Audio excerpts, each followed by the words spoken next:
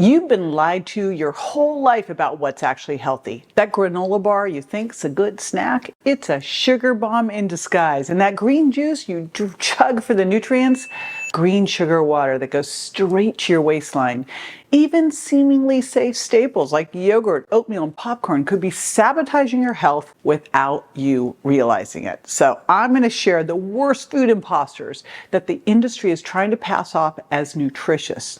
If you've been eating any of these under the delusion that they're healthy, watching this could be the wake-up call that saves your life. First up, green drinks. These honestly are fruit juice in disguise. Many green drinks contain a lot of fruit because otherwise they taste too green. So don't think the green drinks are fine here, because here's the challenge with the green drinks. And I have two right here, and then I'm going to show you options. So this one I love to pick on. This is Naked's Green Machine, because here it says, flavored blend of 5 juices, partially from concentrated with added ingredients and other natural flavors, no sugar added. You would think this looks great. It says Green Machine, but here's the deal. When you go look over here, guess what? The first ingredient is apple juice. By the way, apple juice is higher in fructose than any other fruit. It's like just a fructose bomb. So here we have in this one bottle 270 calories, and you know how much sugar is in here? 53 grams, more than a soda. Now, I like Evolution Fresh, and they've got essential greens that actually has lemon or lime, which is fine, and no fruit. This one, however, is not that. This one still has 35 grams of sugar in it in this tiny little 11 fluid ounce bottle. Because again, when you flip it over and you look at the ingredients, the first ingredient is apple, orange, mango, pineapple, and then we get into the others. Because you know what? Straight greens don't taste very good. That's the reality. Look for a green drink that is made with greens, and if they use any fruit, it's lemon or limes, because they got no fructose in them. Here's some other options. Bloom, which you can use one of the dried greens powders, so this one is great. And then the other thing is doing a lemon drink. I love this. I'm totally hooked on this Suja Lemon Love. It's lemon, stevia, and cayenne, and it is great for lowering blood sugar response to the meal, and the cayenne's a little metabolic booster. So there it is. Toss the green drinks unless they're really just greens. All right, next up is fruit on the bottom yogurt. These are sundaes in disguise. According to a 2014 report from the Center for Science and Democracy at the Union of Concerned Scientists, Yoplait original yogurt contains 26 grams of sugar per serving. That's more than 6 teaspoons of sugar, which surpasses the American Heart Association's recommendation for women's total daily consumption. So let's look at this. Let's go through, shall we, and see how much sugar are in these. So Oui is Yoplait, by the way. They just made it fancy and put it into glass. And this little Oui yogurt here, Oui has, and by the way, they've made it really, really hard to read. This one has 19 grams of sugar, 14 grams of added sugar. There's Noosa, blueberry Noosa, made with wild blueberries, and they call it finest yogurt. This thing has 10 grams, total 18 grams of sugar, 10 grams of added sugar. And then finally, just the store-bought Publix fruit on the bottom here has 29 grams of sugar, including 22 grams of added sugar in this little tiny cup. Contrast that for either, if you do eat dairy, getting just a Greek-style yogurt. And check out this plain Greek-style yogurt. It has 5 grams of sugar with no added sugar in it. Or I will use Siggy's coconut yogurt with extra protein, and it's got 4 grams of sugar. So easy swaps, and you know what you can do instead? All you need to do instead is take some fruit and put it on top. Then you won't get that syrupy, fruity, loaded with sugar stuff that literally turns your yogurt, your good thing, into a sundae.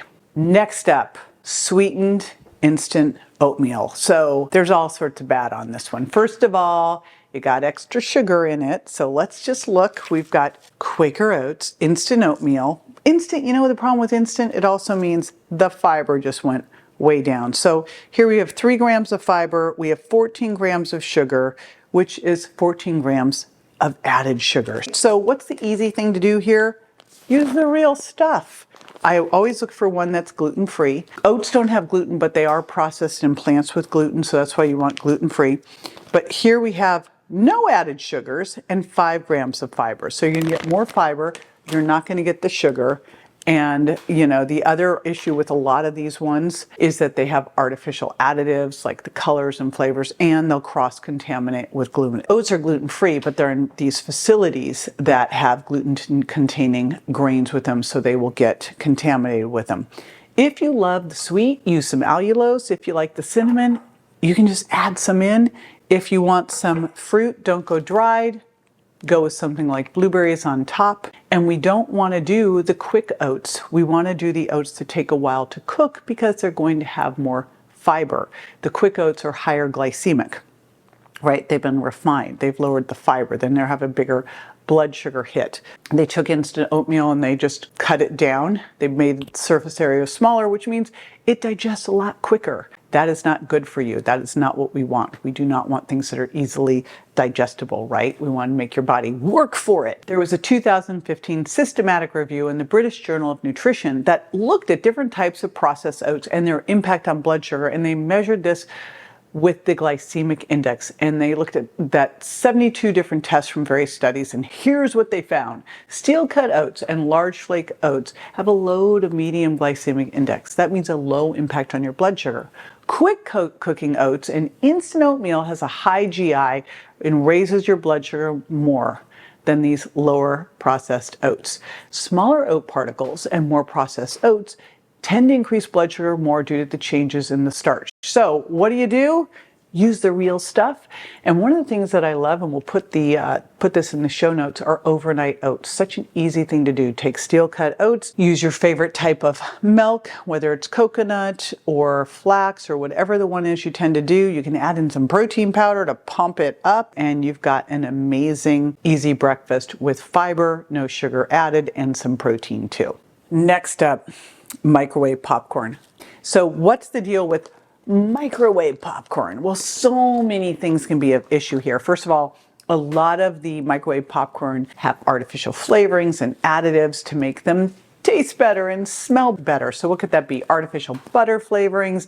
Those can contain something called diacetyl, and that is a compound that's been linked to respiratory issues when inhaled in large amounts. The other one are trans fats. Some of these microwave popcorn brands use partially hydrogenated oils for that buttery flavor and texture. And then, of course, those can increase your risk of heart disease and other health problems. And then chemical coatings. And these chemicals that are preventing the popcorn from sticking and promoting heating are also creating a lot of problems, a lot of adverse health effects. Now, the other one is they have a lot of sodium. They're heavily salted, and it's not sea salt.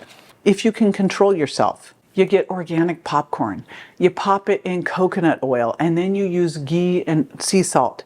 All right, so I would say absolutely avoid the microwave popcorn, the movie popcorn, but probably you just need to avoid it altogether. All right, you may not like me saying this, but the deal is dried fruit, consider it candy. First of all, dried fruits are a naturally rich source of fructose. Eating high fructose foods can contribute to weight gain, especially visceral adiposity, insulin resistance, and a whole host of other problems. Now, when you dry fruits, you're getting rid of the water. So what do you have? Sugar, a concentration of it, which makes it easy for you to overconsume that sugar. And then you consume too much sugar, guess what? You got a whole bunch of health risks that go along with it. So there was this 2020 randomized controlled trial published in the British Journal of Nutrition that found that daily consumption of a large portion of mixed dried fruits negatively impacted cardiometabolic health markers. These increases suggest that dried fruit might worsen certain cardiometabolic risk factors such as bad cholesterol and blood sugar levels, which are linked to heart disease and diabetes. So, what do you do instead? You don't eat dried fruit, you eat fresh fruit or frozen fruit. I'll give you a couple of things. I mean, I love blueberries and blackberries. We always have them in the fridge. And finally, coffee drinks. Oh my gosh, I still remember when I tried to convince myself that the Frappuccinos were okay because they were fat-free.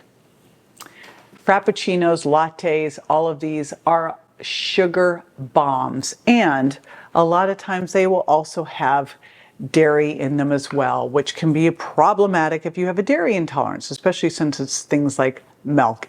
There was a 2013 observational study that was published in Physiology and Behavior that found that high-calorie beverages like sugar-sweetened coffee drinks contribute significantly to daily energy, but here's what's the problem. They don't provide satiety. So what can you do instead if you really love your coffee drinks? And I'm going to do a shout out to my buddy Jonathan, who created this Living Ratio Cacao Calm product. So here's what you can do. You love that iced mocha. Take a little bit of an organic cold brew and put it over ice and put in some Cacao Calm. Oh my gosh, this stuff is so delicious. 25 calories for a serving, adaptogenic mushrooms, no sugar. So now that you know the toxic imposter foods to avoid, you're probably wondering what you actually should be eating for awesome results. So watch this next video to learn the top 9 fat-burning superfoods you need to make a non-negotiable part of your diet. You'll learn how simple dietary changes can kickstart your weight loss journey and help you achieve your fat loss goals at any age.